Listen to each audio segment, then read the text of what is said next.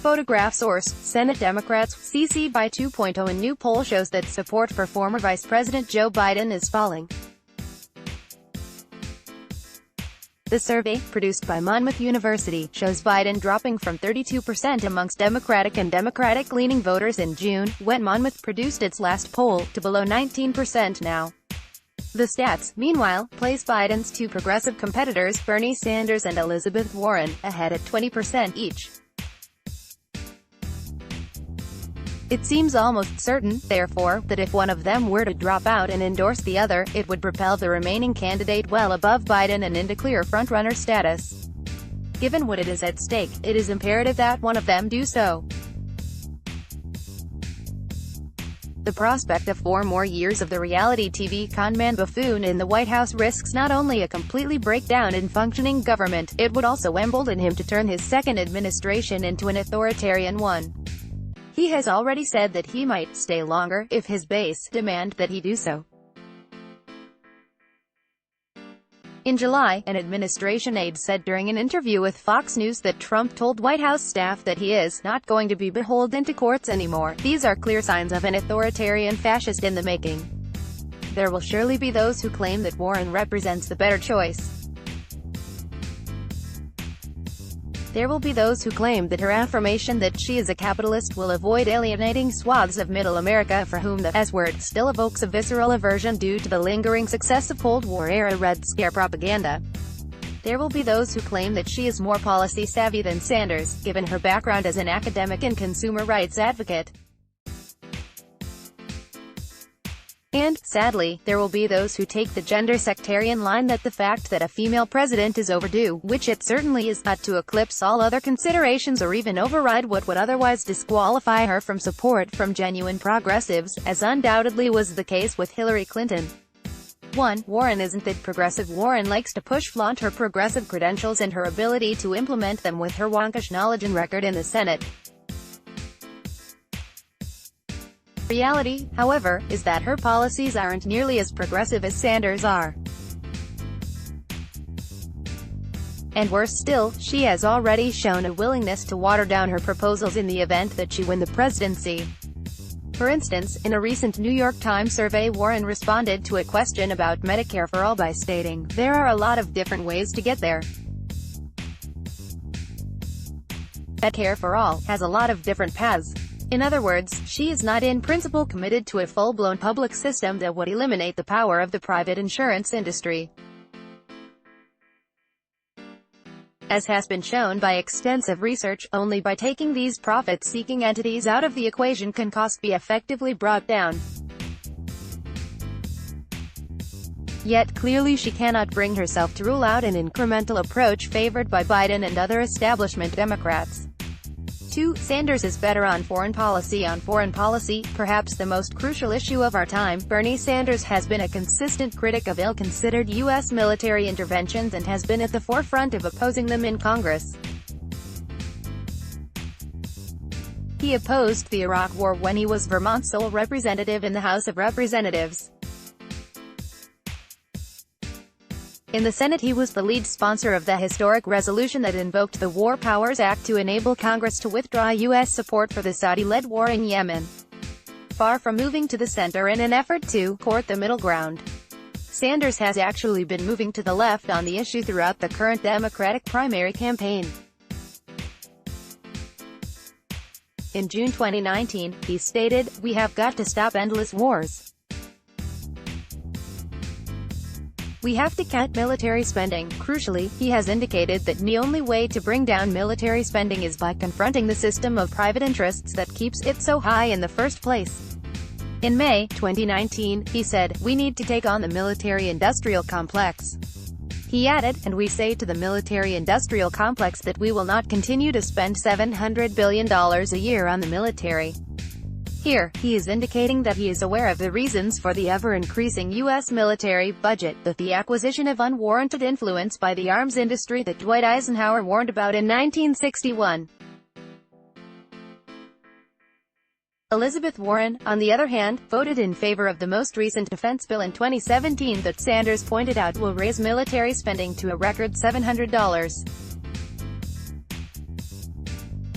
The legislation provides $640 billion in additional funding for the Pentagon and another $60 billion for U.S. involvement in the wars in Iraq, Afghanistan and Syria. Amongst the 8 no votes were those from Sanders and Libertarian Republican Rand Paul.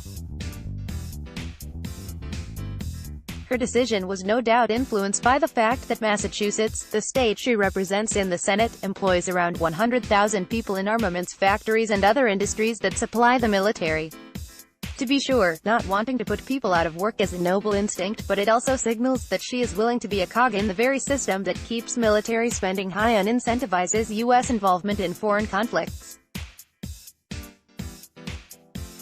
3. Sanders has more political experience. As much as Warren's supporters like to tout her academic career, policy knowledge and work with the Obama administration on consumer rights, she has a much sparser political resume than Sanders.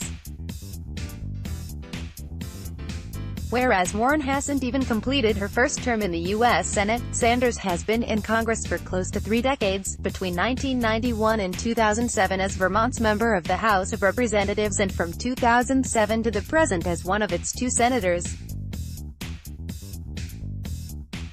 Throughout this time he has been at the cutting edge of introducing and co-sponsoring progressive legislation, including fighting for campaign finance reform, the reintroduction of the Glass-Steagall Act, a $15 an hour minimum wage, and workplace democracy. He founded the Congressional Progressive Caucus and has served as the chair of the Committee on Veterans Affairs and the ranking member of the Committee on the Budget. Warren, on the other hand, has only served as ranking member of one subcommittee and has nowhere near Sanders' legislative record. 4. Warren is a flip-flopper. In addition to her dubious progressive record, Warren has shown a serious lack of consistency in the political positions that she takes.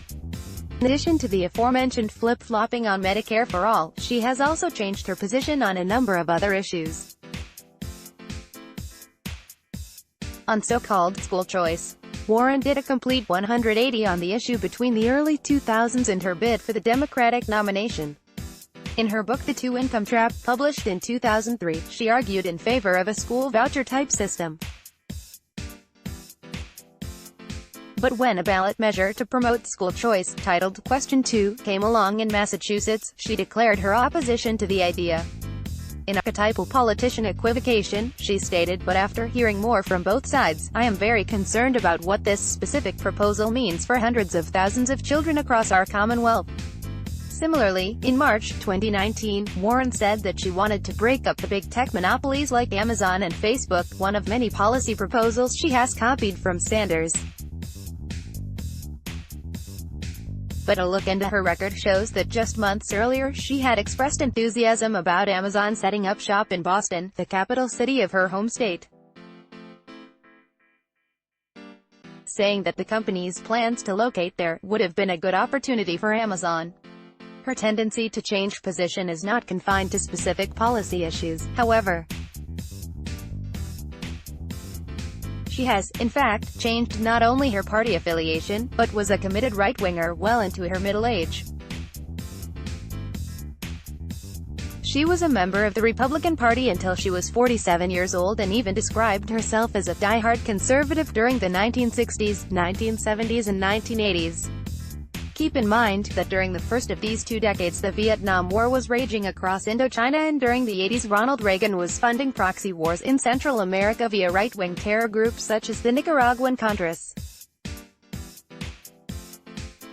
In addition, being a die-hard conservative in the 60s specifically translated to support for the infamous 1964 Republican presidential contender Barry Goldwater, who opposed the implementation of the Civil Rights Act.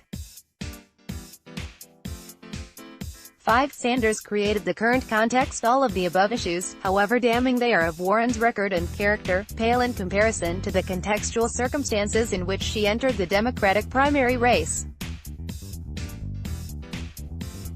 Sanders' surprise success in the 2016 primary, in which he came very close to beating establishment favorite Hillary Clinton, is what created the energy and momentum for a progressive insurgency to happen in the first place.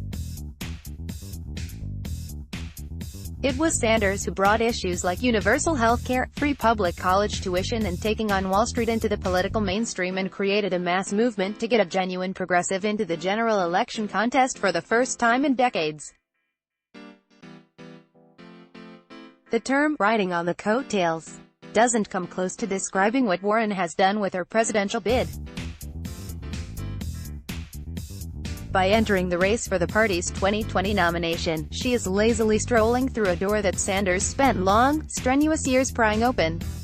And in what is perhaps the biggest slap in the face of all, she has publicly rejected the undeniable fact that the 2016 primary was rigged in favor of Clinton, a position which, surprise, surprise, she flip-flopped on, having originally affirmed that it was indeed rigged. Warren said in an interview in 2017 with Mass Live, the overall primary process was fair and Hillary made history. Let's block ads. Why?